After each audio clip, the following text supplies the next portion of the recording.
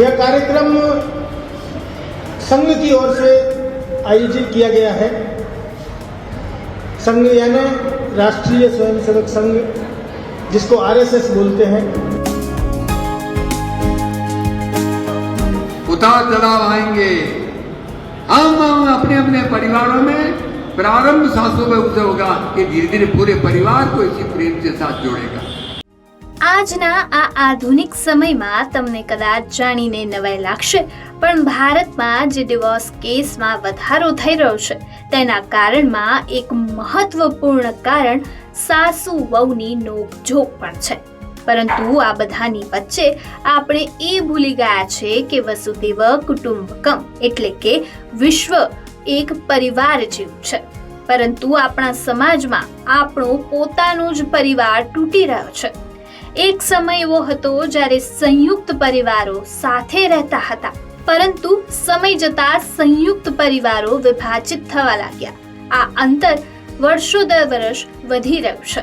ત્યારે હવે એ સમય આવી ગયો છે કે આ વિષય પર ખાલી ને ખાલી ચર્ચા કરવાને બદલે આના ઉપર કાર્ય કરવાની જરૂર છે, અને એ કાર્ય રાષ્ટ્રીય સ્વયંસેવક સંઘ દ્વારા કરવામાં આવ્યું। તેના વિશે જાણીએ અમારા આજના સ્પેશિયલ રિપોર્ટમાં।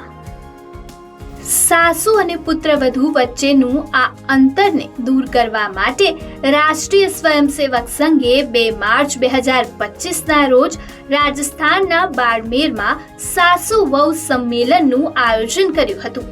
આ કાર્યક્રમમાં સાસુ વહુની જોડીને શાલ અને સ્મૃતિ ચિહ્નથી સન્માનિત કરવામાં આવ્યા હતા। કોન્ફરન્સમાં ભાગ લેતી ગ્રામીણ મહિલાઓએ પોતાના અનુભવો પણ શેર કર્યા હતા। સમાજમાં સાસુ અને વહુ વચ્ચેના સંબંધો પર પોતાના મંતવ્યો પણ જણાવ્યા। દરમિયાનમાં સાસુ અને વહુની જોડીએ હંમેશા માતા અને પુત્રીની જોડીની જેમ રહેવાની પણ વાત કરી હતી।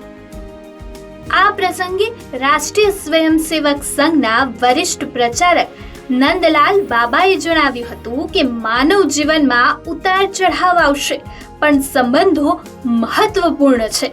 તેમણે ભગવાન રામના 14 વર્ષના વનવાસ અને ભગવાન શ્રી કૃષ્ણના જેલમાં જન્મનું ઉદાહરણ પણ આપ્યું, અને સાથે તેમણે કહ્યું હતું કે में आए 14 साल तक भटके, वो सारे दुख पाए जो मनुष्य को मिलते हैं।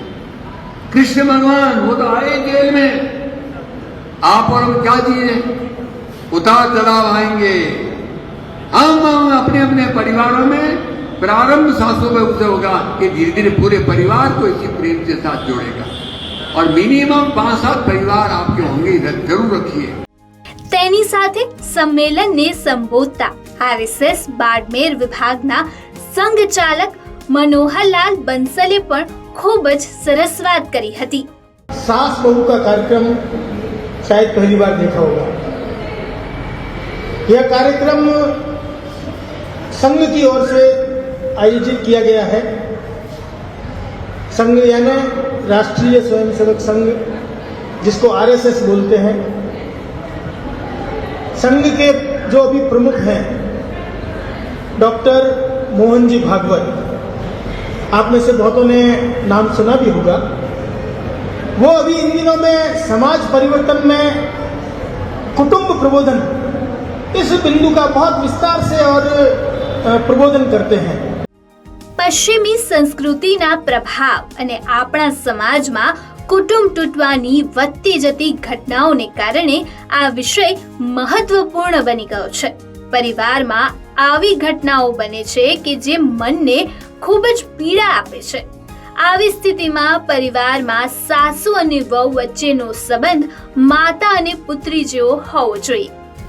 આ સાથે જ પરિવારમાં મૂલ્યો હોવા એ પણ ખૂબ જ મહત્વપૂર્ણ છે। પરિવારના સભ્યો વચ્ચે નિયમિત વાતચીત થવી જોઈએ। રાષ્ટ્રીય સ્વયંસેવક સંઘે શતાબ્દી વર્ષ પહેલા જ સંકલ્પ કર્યો હતો કે પંચ પરિવર્તન પર ધ્યાન કેન્દ્રિત કરાશે।